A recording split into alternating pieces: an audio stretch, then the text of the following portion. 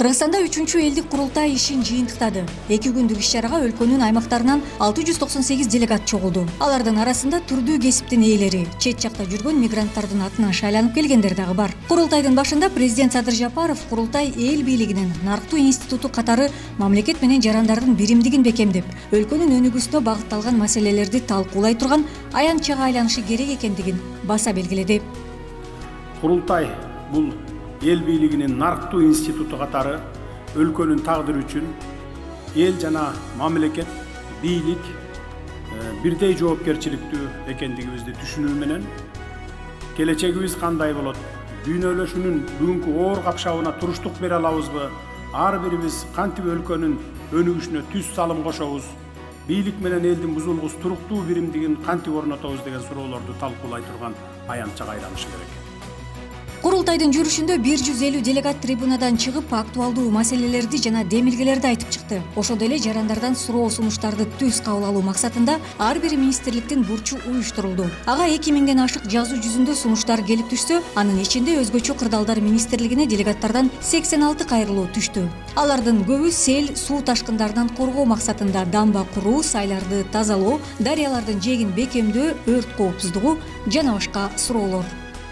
Чуу дарыясы боюнча бүгүнкү күндө улам жээктерди жеп Казакстан тараптан бизди кыргыз жерибизге карап кирип келе жатат деген көйгөйдү айтып беришти.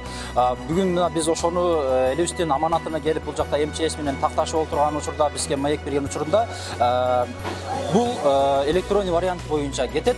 Эч кандай бул жерде баягыдай келип кыргыздын жерине алып же улам жеп кыргыздын жери улам тараят деген нерсени айткан жок. Бул жерде ошол электронный вариантта кандай болсо, чыйылган боюнча, карта боюнча кандай болсо, мына ошондой боюнча калат деди.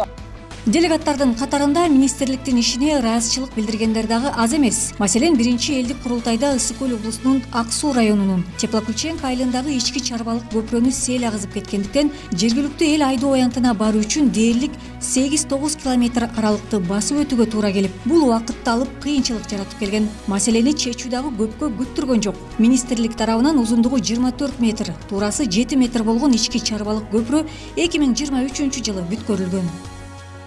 2002 жылы келип, ушу биздин Ак Сууда эки чоң көйгөйүбүз бар эле, бул эки стратегический көпүрө.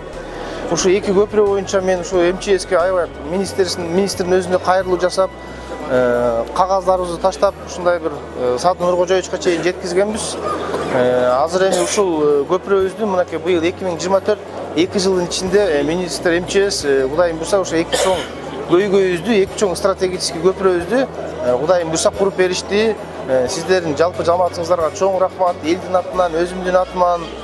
Түйшүктүү жана жоопкерчиликтүү куткаруучулардын ишине ыраазычылык билдиргендердин катарында Ноокат районунан келген делегат бар. Ал ушул жылдын 28-июнь күнү нөшөрлүү жаандан улам Ноокатта сел жүрүп, Апшарата эс алуучу жайынан түнү менен 1300дөн ашуун жаран куткаруучулар тарабынан, ал эми тиг учак менен 15 жаран эвакуацияланганын айтты.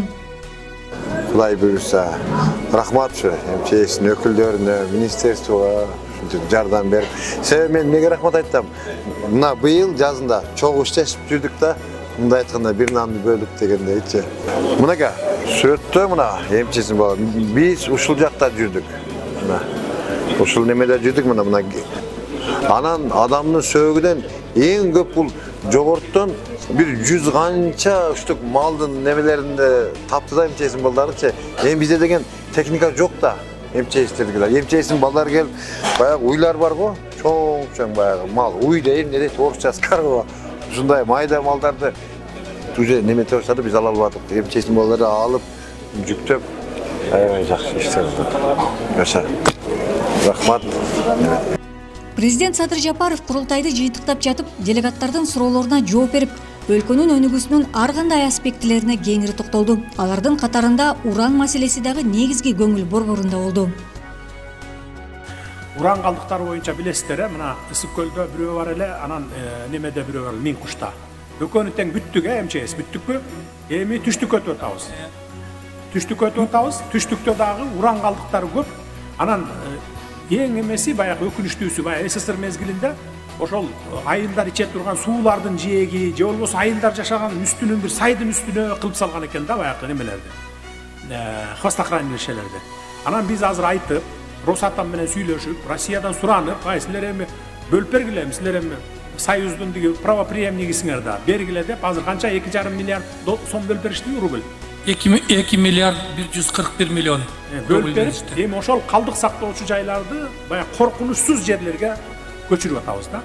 Коркунучтуу жерден коркунучсуз жерлерге көчүрүп, жабабыз, ошо менен уран дегенди унутабыз да. Азыр эми түштүккө өтүшөт булар. Быйыл эмени бүттү диге Минкушту.